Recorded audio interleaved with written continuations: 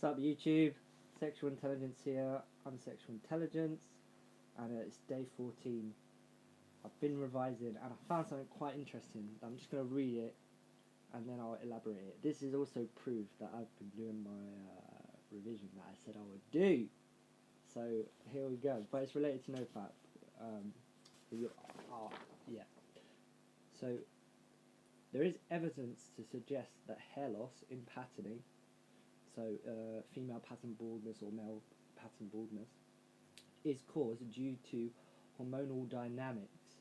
The initial programming of the piloseous units of hair follicles begin in utero, a womb-like state. The physiology is primarily androgenic, meaning male or female, or of two similar energies, opposing energies, with dihydrotestosterone. So that's not testosterone, that's an androgenic type of hormone, being the major contributing hormone in the dermal papilla, which is at the base of a hair shaft, in the bulb of the hair. Men with premature androgenic alopecia, which is a form of hair loss, which is it's male pattern baldness, tend to have lower values of sex hormone, binding globulin, follicle stimulating hormone, testosterone, and epitestosterone when compared to men without the patterning baldness. So testosterone is related to people losing hair, which indicates that Nofap could be good for hair growth and health. This suggests it could be caused by long-term dietary management or excessive cortisol, which is released after orgasm, or in too much stress, not meditating, released over many years from a stressful life, which is not a Nofap life. The hair, though, thought to be permanently lost, is actually more likely in a dormant state because recent studies show the stem cell progenitor cells from which the follicle arose. There is more to suggest the stress factor. Transgenic studies have shown that growth and dormancy of hair follicles are related to the insulin-like growth factor at the dermal papilla, the bulb of the hair, that can be activated in fight or flight responses in the nervous system, and is also affected by DHT5. Alpha reductase converts free testosterone into DHT, which is the other type, the dihydrotestosterone. And that's in both men and women. And is highest in the scalp and prostate gland. This is one factor why the young fertile male would have healthier looking hair than an older man. Androgens are important around birth and puberty as they regulate the sebaceous gland, which releases sebum, which is not sweat, it is like a protective coating for each hair strand.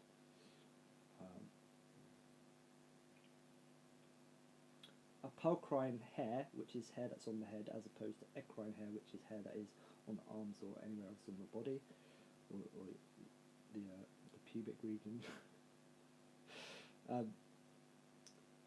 Hair growth and libido. With age, androgens stimulate growth on the face, but can suppress it at the temples and scalp vertex, a condition that has been referred to as the androgen paradox. Men with androgenic alopecia typically would have higher 5-alpha reductase, lower testosterone, higher unbound free testosterone, and higher free androgens, including DHTP. Prolactin. What do we know about prolactin? It's released after orgasm for a male or female, in both male and female, but to make the partner hate the other partner. So excess prolactin affects your hair. So it's not just about testosterone and Nofap with the hair thing. You're not releasing prolactin, and you're less stressed. You're not releasing so much cortisol. So I'm a hairdresser. I just want to put that into the community. There is reason behind Nofap being good for your hair. I don't know about cold showers, but Nofap, the way it makes you act, the testosterone itself, and also the less cortisol being released, because you're less stressed, and less prolactin being released because you're not having an orgasm, is keeping you younger in your physiology. So DHT prolactin has also been suggested to have different effects on the hair follicle across gender. It is released from the pituitary gland in mammals during eating, mating, or the act of once it's finished, ovulation, nursing, and I found this interesting, controls 300 process in the various vertebrae.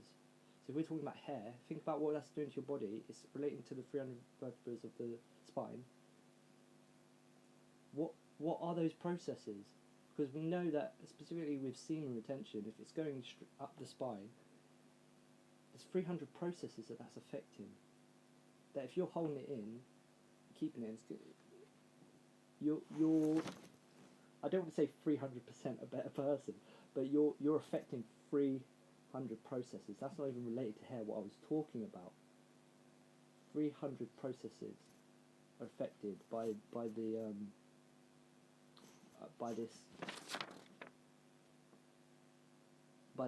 both the DHT prolactin and also your testosterone.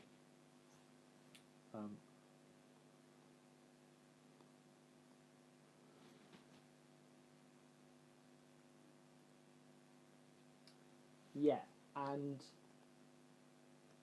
the rest, well, I've been revising, I think is what I wanted to say. And the rest of it's not relevant, but that's a page from my booklet. I just found it really interesting, and it means that I'm on path. Day 14, 2 weeks. So I am officially, and you can tell by the way I'm speaking and the clarity that I have, that I am at homeostasis. I'm not necessarily at the superpowers or benefits, but I'm at homeostasis. You can tell, because I know, because I can tell, I'm at homeostasis. I'm level. I can think clearly, and I can laugh and joke. You know, my